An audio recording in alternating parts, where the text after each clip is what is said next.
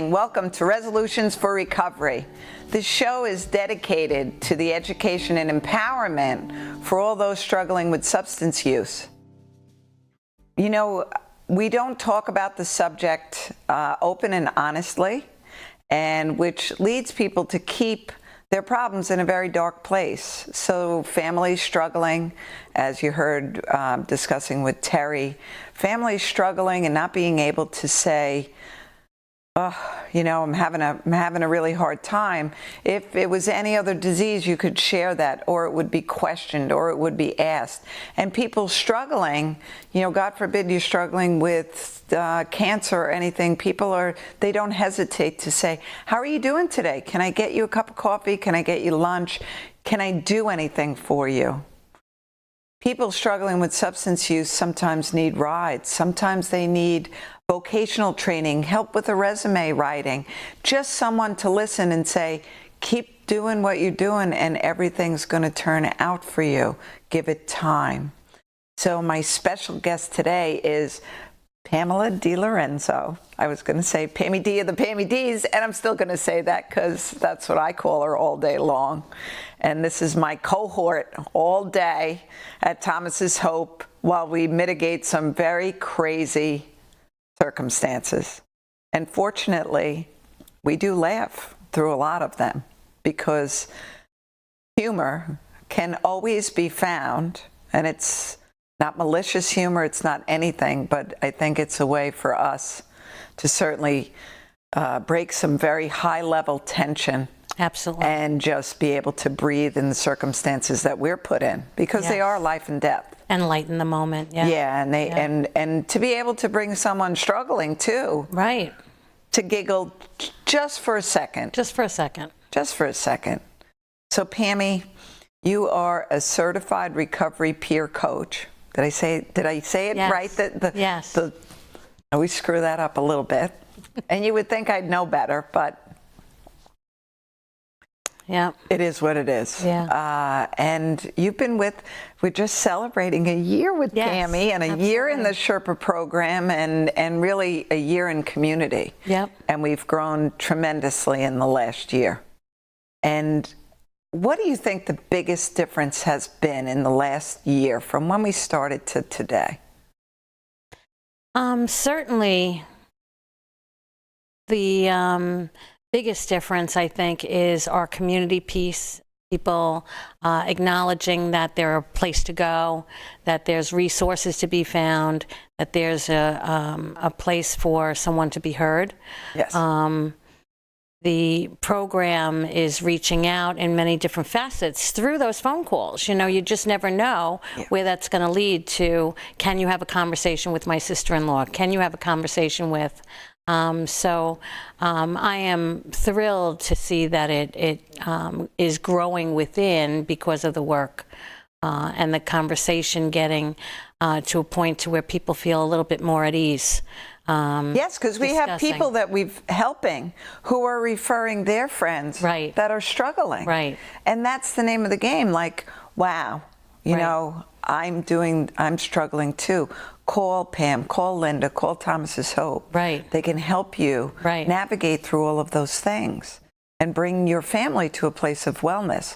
So this is community change. Yes. Like I love to talk about, from the inside out. Right. You don't throw a rock in the Atlantic Ocean and expect to see a ripple.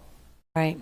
But we do throw it in Argyle Park, right? In the lake there, in Babylon, and watch the ripples go out. Right. And we change community norms by changing the community that we're in. Exactly. And each little town on Long Island can change the dynamics and the direction in which they go. Right.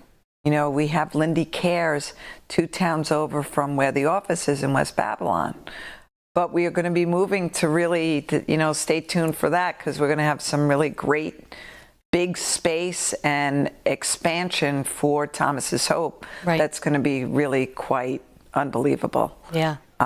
So we're welcoming families with Yeah. children and, just being welcoming, able to. I spoke, and this is really on my heart, and I went up to Albany and put it out to our 7 state senators to do more work, because from the hospital level, of which helping educate residents, interns, and students, medical students, the biggest cry came from obstetrics and gynecology, that women in the throes of addiction are showing up not knowing that they're pregnant, or knowing that they're pregnant and still not being able to stop using, which can be really detrimental to the baby, to the Surely. fetus at that point.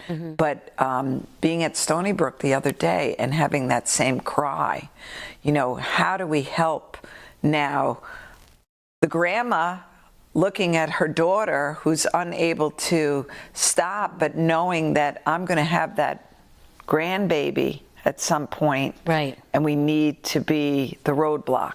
Right. So many different things coming to our attention, and talk about stigma. Yes. There is no greater stigma. I think women experience a higher level of stigma, Yes. Yeah. and especially a woman that's a mother Right. or a soon-to-be mother. Right. Right? That's So helping in that Yeah. arena certainly affords that unborn child or the mother of small children or even older children right. a place to reconcile and recover and move forward with their path, whatever that is. But being able to have families even converse better about the subject that's hard to talk about Yeah. makes such a difference, because they don't feel the shame that has been a burden on people getting to recovery. It really impacts them. The shame and guilt that they carry will delay recovery in all ways, shapes, and forms. And families sit in the same shame and guilt. Yes. And nobody has to be at this point. When you learn better language, you learn better how to express the pain or remorse or resentment that you may have felt, and be able to put it away and move forward in a new day, in a new way. Recovery is like magical. It is magical, and you just said that, the language. So when a mom and dad come in, and when they're talking to their child, you shouldn't be doing, that the anger comes from pure fear, and emotions run so high. So, teaching them that they shouldn't be shooting all over their loved one, right? And being able to step out and say, how can I help you with your recovery today? Because, there needs to be a contract, certainly, an understanding between all concerned, whoever the loved one is that's struggling, right? And how do you get to a point of a good contract is through negotiation and conversation and seeing what each is willing Not to do. Not dictatorship. No, not authority. Right. All of that really goes out the window. It really is a matter of getting to a place, and is a little bit of a learning curve there. It's a bit of a learning curve, educate yourself, right? Yeah. And to also, the first couple of times you try to be from a stepped out place and learn better language, you're not going to get it right the first time. But the awareness that, gosh, I could have said that a little bit better, is really the key to changing. Yeah. To be able to come back to that person that maybe you didn't use great language, and saying, I apologize for speaking to you. I really didn't know better. Yeah. I didn't know better, and I thought about it, and I really apologize for saying that to you. Goes a really long way. You're with people on how the rest of their day progresses. Absolutely. You're not sitting in hurt. Right. So being able to say, I'm sorry, I shouldn't have said that quite that way. Yeah. What I meant to say was. Right. I've used that myself. Feelings, yes, when I was learning better, and still now. There's times when we're human. Yeah, it's frustrating, and you just, intended to say something so much better so that it was received the best way it could be received. and that we're all just works in progress. And we, like you said, the awareness of knowing that I could have said it better doesn't stop me from apologizing and saying that, I'm still learning about this. Still learning, and I'm still and gonna I get didn't better want at you to it. carry Right. my Anything. stuff from this morning or Absolutely. from this Fabulous. evening, Yep. right? Yep. Because we have today to make a difference. We do. That's what we have. And always. Yeah. But a lot of times we all bring stuff from our day, certainly home with us, and it may have nothing to do with whatever could have been done or seemingly done to us at home, or somebody dropping another pair of underwear someplace. You react to that, not because it's that's bothering you, Right. but for many things that have occurred during the day. Right. So do we all take things out on our loved ones? Absolutely. Yeah. That's why they're our loved ones. Right. They're the ones that are. that are treated the worst. Yeah. Because we expect them to be able to carry that. Because they know that we love them. Yeah. Yeah. It's kind of screwed up. Yeah. And that's not the word that Pammy and I like to use. No. Certainly in the office. But going back to mothers and children, being able to take those little ones too and change the course of their mental health. Yeah. Because they have an awful lot of feelings that they could be really angry about, that they are not allowed to express. And we work with a wonderful woman, and Karen's been here, and I'll have her on again soon.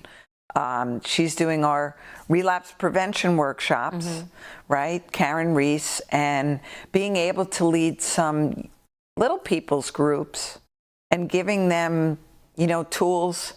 I love the patata and hitting a pillow to get that anger out of every cell in their little body, because that's what works best with young children. Right. They don't have the communication skills Right. and the words to verbalize what they're really truly feeling, but they certainly can beat something to Right. death, right? Right. And get that And angst. changing adverse child trauma Yes. is a significant piece in prevention.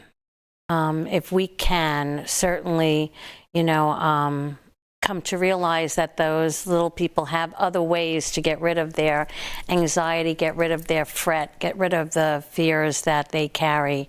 It's a wonderful tool to be able to, create wellness and wholesomeness in our family structures that have been affected by substance use disorder. Yeah. It's interesting. My son Thomas graduated in 2008, and that's some of the highest numbers. I can't tell you how many classmates of his, but replicating that all over the island, first off, all over the state, all over the country. That was like a pinnacle, like almost coming up to that. There were so many kids affected by that. So we you think about things. So, in my own family, Thomas losing all three grandparents, both my parents and my mother-in-law, and his parents going through a divorce, certainly was How that traumatic. impacts children, That was yeah. traumatic for him. But what about the rest of his class? And I always go back to 9/11. And that was probably 9/11 when they kept broadcasting that over and over and over again, and the impact of that on him being 11 years old. Right. Right?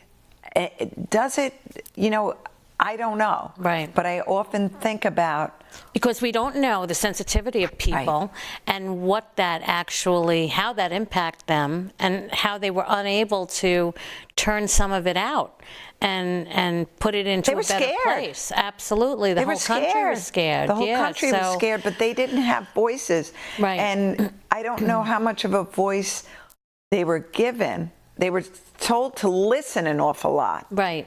about why, where, when, Right. so on and so forth. But we don't give them a chance to verbalize what they're feeling, and that has subsequently changed. Right. So, spending the weekend out on Shelter Island with the kids and listening to what they mitigate through. Because what's on TV all the time? And then you expect them as teenagers, when you tell them this is the best time of your life. Right. And they're like, holy crap, if this is the best time. If this is the best, what am I looking looking for? forward to? Yeah. You know, and I think that plays a very heavy-handed role in how they choose to just escape for a little while. Yeah. We haven't taught them the best coping mechanisms, right? No. Because we were also plighted with 9/11 as well. I don't think we even had the language ourselves to be able to, you know, grow from that opportunity into a place of, you know, verbalizing the fear, verbalizing how you distrusted now your neighbor, or all the other things that cropped up during that time. You know, the uneasiness stays with people. Yes. Unless they're able to verbalize it and have conversation and find like-minded people who are experiencing the same thing. They really keep a lot of that padded down, and it affects their psyche and wiring in some way. It certainly does. Yeah. But we know that if you just sit down and you say, well, that's bothering you, how can we change that for you? Right. What can we do differently that you could maybe think about, do, right? We're big yoga practitioners, well, right. until but certainly yoga for me is my moving meditation. Right. Where I keep my head. I pray through everything.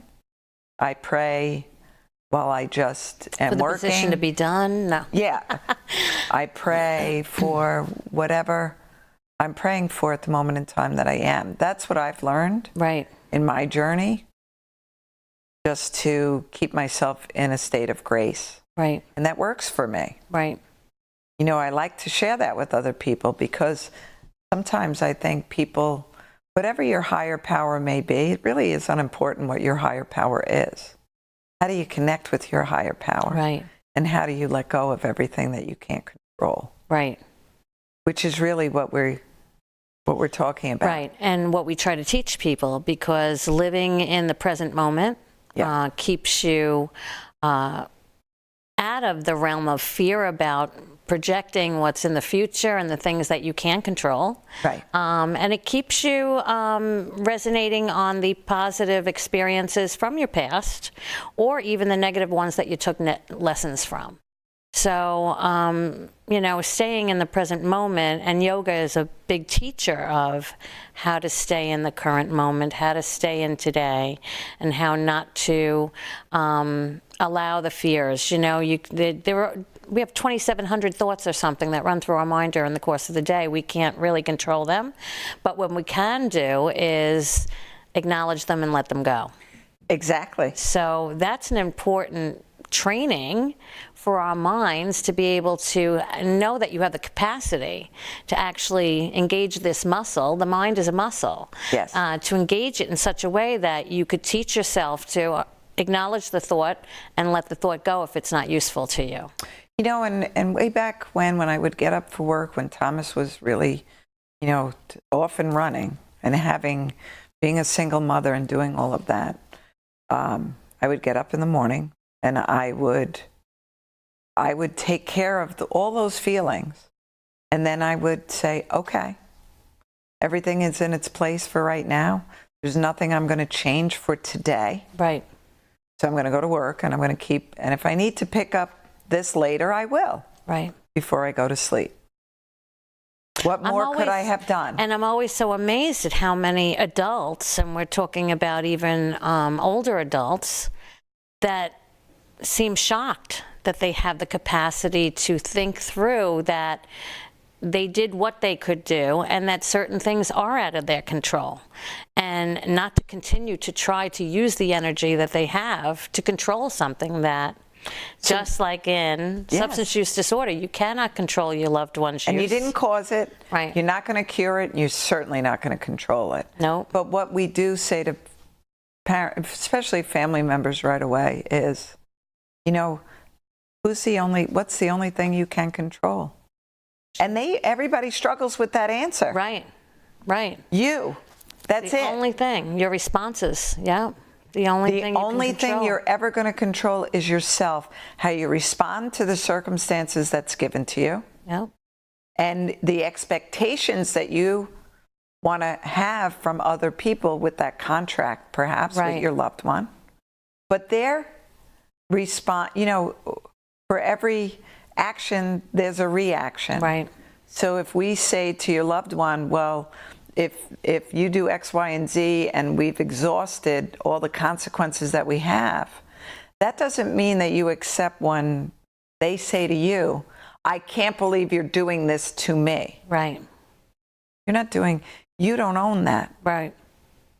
You've put an expectation. You both were aware of the expectation.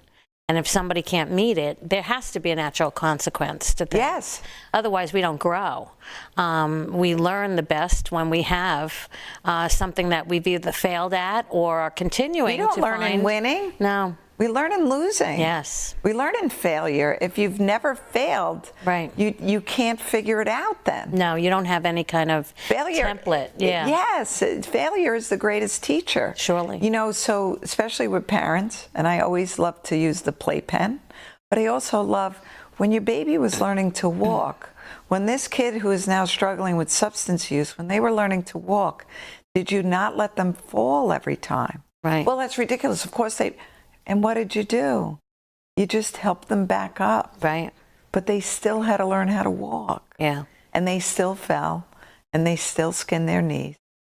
Now the stakes are much higher. Right. But we still, our job is same- still to do the same. To apply thing. the same theory that they have to learn through failure. Yeah. And that we are only responsible for our own Journey, responses. right. Our own journey. Right. We have to do everything we're capable of Right. doing and provide, I guess, the most optimal environment, conducive environment Right. for recovery. Right.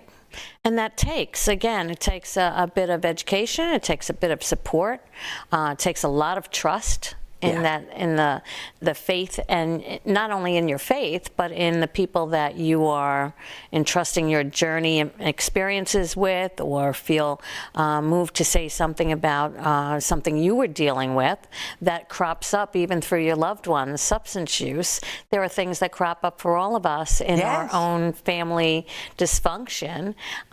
So knowing that your own journey is part of what you're supposed to be doing rather than watching your loved one's journey. Because what happens is the loved one is focused on their drug use and you become focused on your loved one. Yes. So that nobody's living their authentic Life. or their journey. Right. So very often the family members change first. Yes. And once the family member changes and relies on their own journey and focuses on themselves, it's surprisingly amazing to see the loved one gets that example, understands what's going on, and starts to focus on their journey. And also the manipulation stops at home. Right. Which is a huge piece of it all. Huge. But, I'm thinking about, we had a lovely family, and they always had a New Year's Eve party that included drinking. Right? Remember? And they Yes. said, well, he can't come to the party. Right. He can only come for a little while. And I said, what's the message? Right. Right. That was it. We didn't have to Beat it down or anything. What's the message? So you get somebody to think. You You're think planting about what the seeds. message is. Yeah. Who's the most important people at your party? Your friends that come once a year for this huge party that you throw? Or Your family, which is why you threw the party in the first place, to have all your kids present. Now that you have a child that's in recovery, you're your considering party changes. sidestepping him, Right. and allowing your party to go on because that's bothersome to him in his recovery. Where just planting the seed, where is the message, or what is the message, got somebody to rethink that whole thing, and that person ended up not serving alcohol at their New Year's Eve party. Still this had year. a party. Still had a party. Just didn't everyone was serve- present. Yeah. Didn't serve any alcohol. And she did other things that really, fostered her I creativity. thought that was like amazing. That was an amazing story that we have. Yeah. And it is a beautiful, really really highlighting what can happen within a family. Right. Because, there's many lessons in what just transpired. Mm-hmm. If you had 70 people that come to your party every year and 35 of them don't come now because you're not serving alcohol, well, those 35 people at some level have to think about, why are they not at that house? Is drinking more important to me than my friendship with that whole family? Mm-hmm. You don't ever have to bring that up. You don't ever have to say that. That's going to happen all on its own. Right. You're absolutely right. And that's what happens in families as a whole. There are, family members who believe that the person struggling is the only one struggling, and therefore they have their work to do and nobody else has to change a thing. Right. And in those family components, you will have a much more difficult time seeing the magic happen, because when we take account of our own use, of our own priorities, and why wouldn't you want to bend a little or change something for the wellness of your loved one? Those are the seeds and the thoughts that we leave with people so that they can kind of evaluate their own family system and how they want to move. I think it's also just so important that when we discover that people are unwilling to change, and I've spoken on a state level saying that if, I'll use myself as an example, if someone had said to me, we need you here 2 nights a week, we're going to educate you, we're going to empower the family so that when Thomas comes home, we have a better environment for him. And we're going to finish that conversation as soon as we come back from this message, because that half hour went very quickly. Pammy D of the Pammy D. You in 2 minutes.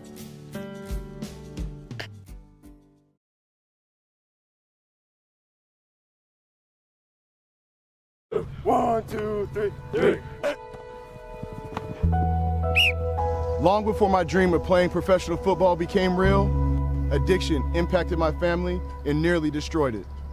As a New Yorker, I can tell you that all our communities are being hurt by addiction. New York State is leading the fight in combating addiction, providing help and treatment regardless of your ability to pay. For more information, visit combataddiction.ny.gov.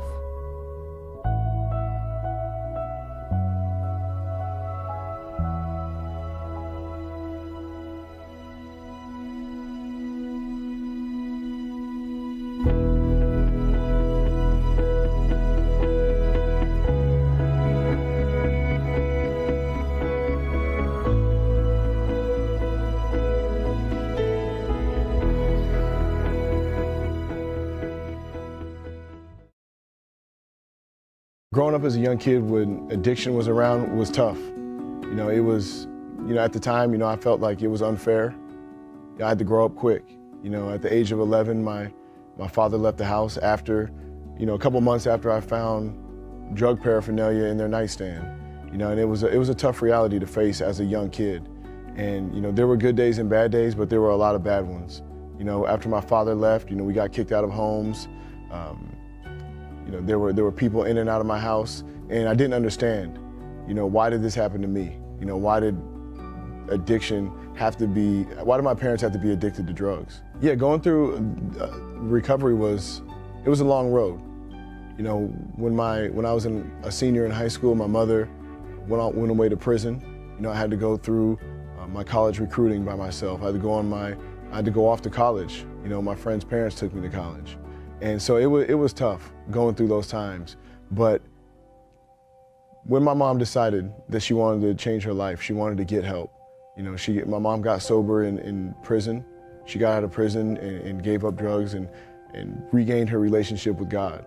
My mother works for the church now, and we have a great relationship. I tell her every time I talk to her how proud I am of her and what she's accomplished. She's a tough woman. She's been through a lot, but the things that she's done after prison have been amazing. You know, I'm so proud of her. She got her associate's degree. We have a great relationship. She's a great grandmother to my nieces and nephews, to my children. She's always there for me when I need to talk to her, and we have a great relationship. For a while, it looked like, you know, when you're in it, when you were in the addiction part of it, I never thought my mom would be the same. But there is a light at the end of the tunnel. You can change your life, you can get help, and you can have a better life and regain those relationships and have a positive effect on those people around you. You know, I look at, you know, when I go through tough times in my life, I ask myself, what would my mom do? Because my mom has been through, you know, I always say my mom has been to hell and back, and she's doing great, and I'm thankful for it, and I'm proud of her. My father as well. You know, I didn't have the best relationship with my father. When he left the house when I was 11, he left us with no car. I didn't speak to him for 3 years, and that was probably the toughest time of my life. But we gained that relationship back. My father's been clean for 3 years. His health is doing better. He's trying to be a better grandfather, trying to be a better father. And, you know, I forgive him. And our relationship is, you know, we're back communicating, and I love it, you know. I tell him I'm proud of him as well, because it's a tough circumstance. You know, it's easy to look at someone who's in addiction and blame them, and blame them for the choices they make. But it's the drugs, it's the alcohol that have a hold of them. And it's not, they don't want to be in that position. You have to understand that. They don't want to be making these decisions. They don't want to put these people in jeopardy. They want to get help. But once they decide to get help and to do something about it, there's great things that can happen at the end. Yeah, recovery is possible, and it happens to a lot of people. You know, you'd be surprised at how many people are in recovery right now that went out and got help. People out there that want to help you if you're in recovery. You know, there are people all over who you have no idea went through, they've been affected by it. You know, whether it's a family member, a friend, themselves personally, if they went through addiction. There are a lot of people that are going through issues that you've been through. So don't be afraid to ask for help. There are a lot of resources out there that can help you and get you the right treatment and to get you back on the road to recovery.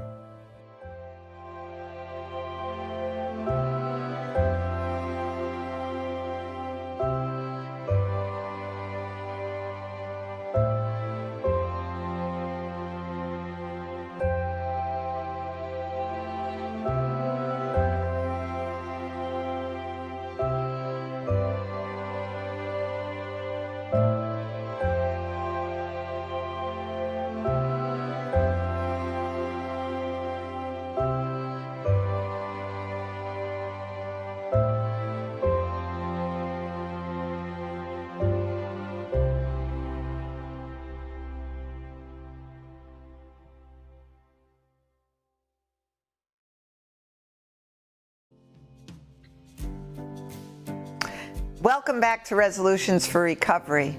So where we had just left off is, you know, when family members drop a loved one off for treatment, if they were just asked, you know, we need to educate you, we need you up here 2 days a week, we're going to create a better environment for when your loved one comes home.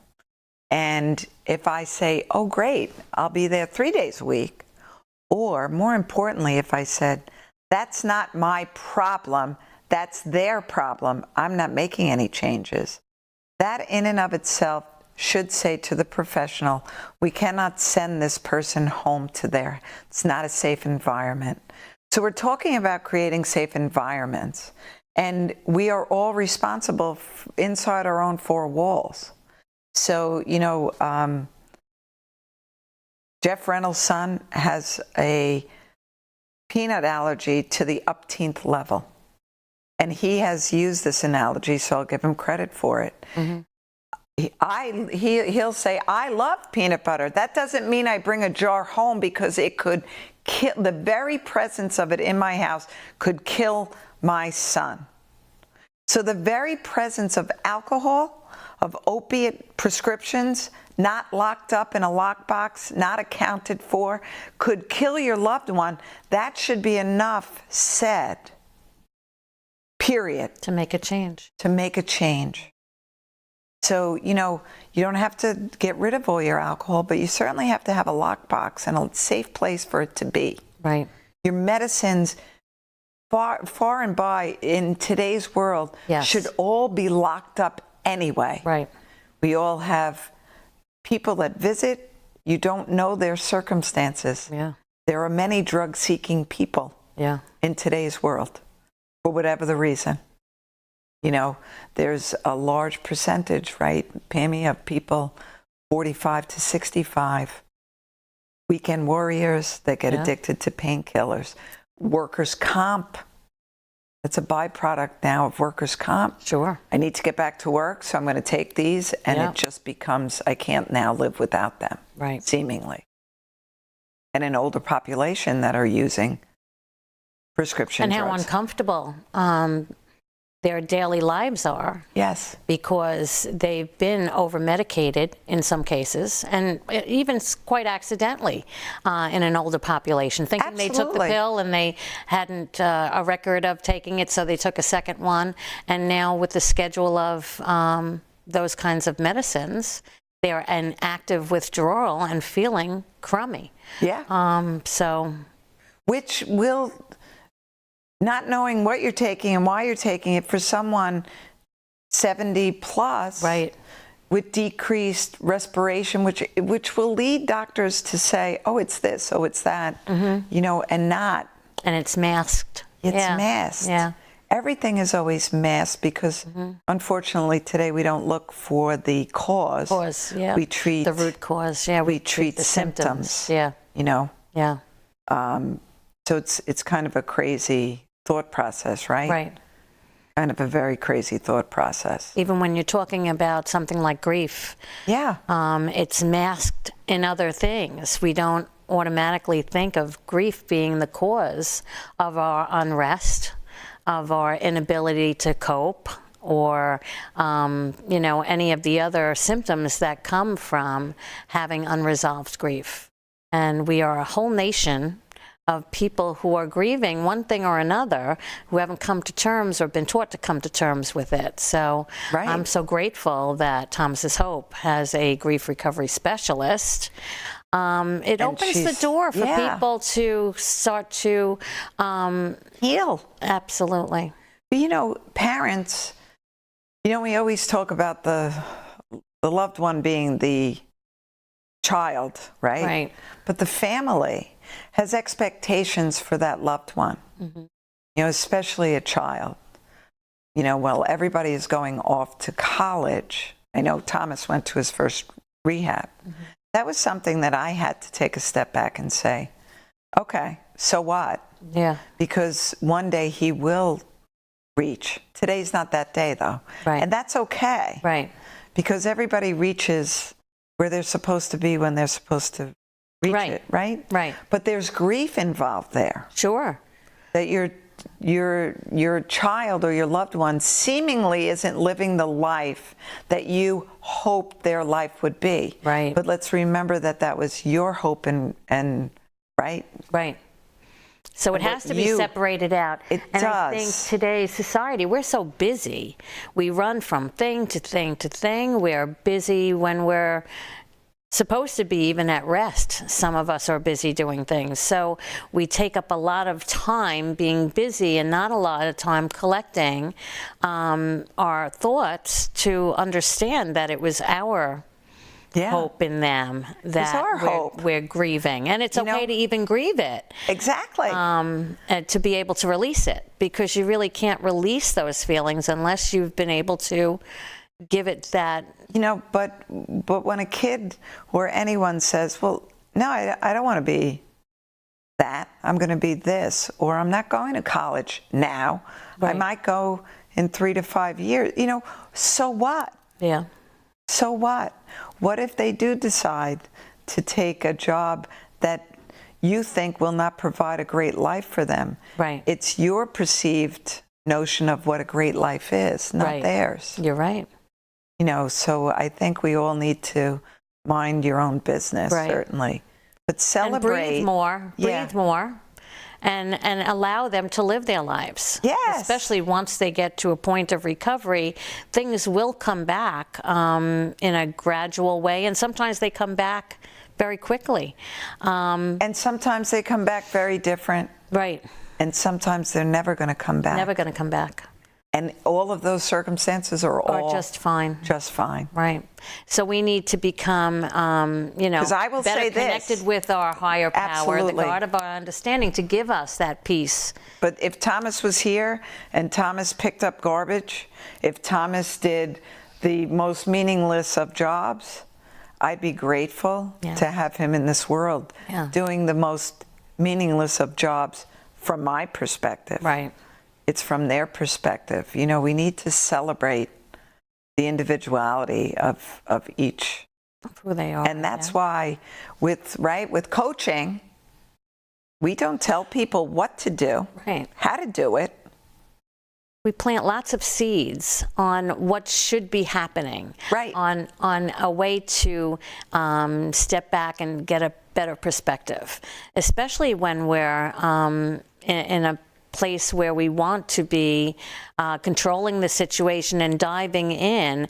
That's really the step to take a step back and look with a greater look at the picture to see what our place is. So a lot of what we teach people is the pause. Yeah. Right? To think about not reacting, but to acting in our best. Yes. The best version of ourselves. Absolutely. At any juncture, at any time. And if we're learning to live in today, and we're learning to take a pause and not reacting to the situation, we're just going to be that much more. You know, one of our greatest stories too is the 64-year-old alcoholic, right? Who, upon calling him and him saying, and my consequential thinking, and I was like, what? What did you just say? And sharing in the just being able to laugh with him. Right. And saying, did you just hear what you said? Yeah. And him saying, my mind is back. Yeah. After so many years. Right. And he had so many things happened in his lifetime. And really being at a place where everything he was losing and him not being back from where he was and him being able to accept what was happening, but now living a much better, happier life. Absolutely. Right? So it encourages us to know that this is not impacting just all young people. Right. This impacts people who have lived with substance use disorder for 50 plus years. In that situation, he was 13 or 14 when he started to drink. Yeah. So having a 64-year-old who maybe we have to, let him borrow some of our hope initially so that he, until he's able to step into his own hopeful place and, having But giving him, so all we did, and we did work with the family too, but holding his hand, getting him a car ride to treatment, making sure he had a great wraparound plan, and he's in recovery housing right now. Yeah. And still working on his recovery. And then we will find him a place yet again where he will go after that. To reestablish, yeah. Yes. So your life is different than it was. Right. It's not better or worse. Talking about consequential thinking was really, holy mackerel, right. You're going to live a life that you can be a meaningful part of your family and engage in all of those moments. Right. Sweetest man, too. Absolutely. There's no reason for him not to have participated in recovery. He couldn't see his own recovery. No. So, but he allowed us to share those seeds of hope and he trusted us to hold his hand and move forward. And it really is. It's amazing to watch then. It's such an honor. Such an honor. It is a privilege. Yeah, because, it's an honor. It's a privilege. These are some of the most honest and thoughtful people on the planet. And let's talk about how they get shafted too often because we have this whole body brokering thing going on. We're taking the sickest of the sick and what's that word? Most vulnerable. Yeah. And sending them out of state.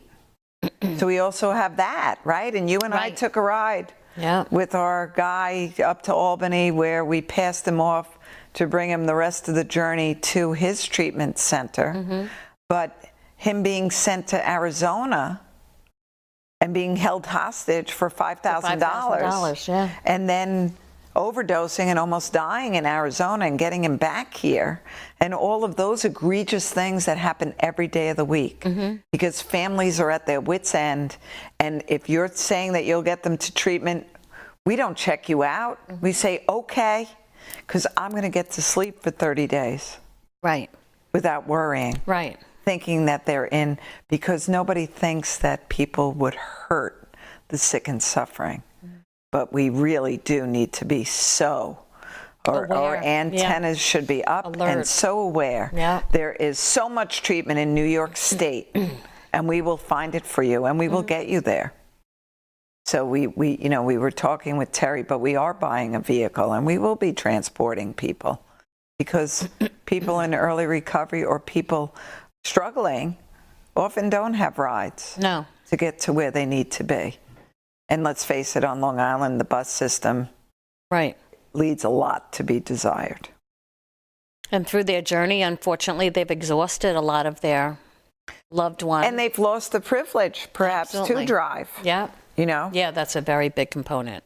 a very big component and quite frankly, I don't want them driving, especially if they're not entrenched in recovery, because Right. my daughter and her young family drive the roads, Or on the road. Yeah. right? And we don't want anything to happen to anybody else. Right. Where else would you like to see us go, Pammy D? Gosh, I know that you spoke briefly about the sibling program. Yeah. Certainly that touches my heart. I lost a brother Yes. to an accidental overdose 10 years ago as well. And so not having the tools, the people available to me at the time to really move through the stigma of this disease to a place of healing, it took me twice as long to heal. And I don't want to see families take so long to heal. It's just unnecessary. It's unnecessary, and that for all ages. But when we talk about, young people having lost, like my daughter and my son and other families, that they're 20 years old, that they're 22 years old, life has not put on everything that life will put on them, right? All the hurt, everything else that comes with life. Right. So if we can resolve this grief at a much earlier age, as they mature and grow, Right. that they don't have to heal so many layers off Back to off get the onion, to right, to get to the root cause. Yeah. cause of Right. what was really troubling them. Right. Because all that unresolved, and I can talk about my own son having found his brother. If we had left that untreated, Yes. and it wasn't me forcing him to go. It was the option of not changing. That pain became greater Yes. than the change itself. Right. And him saying, I need to do something. And, having different modalities of treatment Right. to To address, use. And fortunately, the foundation has some leeway in being able to give those gifts to people Right. that they can't, maybe it's not covered by insurance, they can't afford it, Right. and being able to lift that Yeah. for them. Yeah. And So participate important. in that kind of Yeah, pathway, because it is going to take a number of different pathways for people to find what works for them. absolutely. And being afforded the opportunity to at least learn about a pathway and then work through the fact that perhaps they need a small scholarship or they need the connections to be able to take advantage of that it's a huge piece for people not to be whirling around for the next 10 years. My brother was sober for 6 years before this incident took place. So it was like For you. slipping on a banana peel. Yeah. It completely flatlined me. It was so unexpected and so disastrous of a loss that I didn't really have a foundation of people. Although I have very good friends and family, they still can't connect with the way this disease robs someone of their life, robs someone of their joy, robs someone of, all the things that we look at as stability, and so it's and you're an adult child right of substance use. Right. You grew up with that. Yeah. In your family, so when you're a kid, you don't understand. Right. Kids think what's happening in their house is normal. Is happening because everywhere. They Right. have no other experiences, right? Right. So, if mom and dad sleep in separate rooms and they go to someone else's house and mom and dad sleep together, well, and that's actually a true story from when my kids were little. Right. Hearing that from, it was like, wow. So now, we know that there's unsettlement, right, at this poor kid's house. Right. But not knowing that that's normal, so when someone abuses substances, kids think that's normal. That's Right. a normal coping skill. Right. And I'm to blame for why my parents drink, or if I had only made my bed, if I had only, right? Right. Because kids Everything becomes internalizes yes. everything. Yes. Mom and dad gets divorced. Let me see what I can fix so Right. that this Let me doesn't happen fix. again. Right. I was very fortunate to be one with the God of my understanding at a very early age. So I was afforded some inside perspective, knowing that when they were active, that people wouldn't choose to be like that. That the choice came initially, but after that, they were suffering under some They made one bad physical choice. they were really suffering under a whole nother set of issues now, and that they couldn't get well on their own. That much I knew as a young child. And so when my family started to get better and they started to go into recovery, I still sensed how limited our ability to meet the need was, because I saw connection as part of an integral part of recovery. Yes. Because the disease is so isolating, it takes on actually another dimension where the polar opposite becomes the benefit in recovery. So I always thought it so odd as a young child to say that we were trying to treat the substance use disorder, but not the causes of it. Yeah. And not the we weren't changing enough of the dynamic by not integrating people with connection. We were keeping them kind of separate from the rest of the universe. Oh, these are people that are dealing with a substance use disorder. And your own family has been on their own journey, and we will have some of your young people on one day, because that's such a shining example. It's a wonderful. Of watching you and your husband change how you handle substance use in your home, right? Right. And watching your sons get better. Absolutely. Such an honor to watch. Absolutely. Their lives unfold before your very eyes. Yeah. And everything that all their hopes, dreams, and aspirations will come to be. Right. In not their timing, in whatever timing is meant to be, right? Right. Right. And one small step at a time. That's it. And your other son getting married. Yeah. And really having the family as together. Whole. Yeah. Right. Because in a whole place for this big occasion. There's one son that doesn't thankfully struggle. Right. But you see it, that's why I know the sibling program is also so important. Right. The anger. The for healing that needs to take place. That one sibling saying, why are you doing this to my family? Because it's embarrassing. It's this. It's so many things to a young mind. Yeah. And they think it's being done to them. Right. And they're angry about it. They're angry that mom and dad's attention gets snatched for bad behavior and not for I count. Hello. Right. Yeah. I'm still here. Right. Every kid wants to be the star of mom and dad's affection. Yeah. Hard as a parent to, give everybody. Balance all that. That's a lot of balancing. It's a lot of balancing. And in our case, we had two young people struggling and one not. So I had to, fortunately for me, I learned that pause, and I learned to reflect on the fact of how he would be feeling. I would be feeling a little abandoned at this point if my siblings weren't available to me.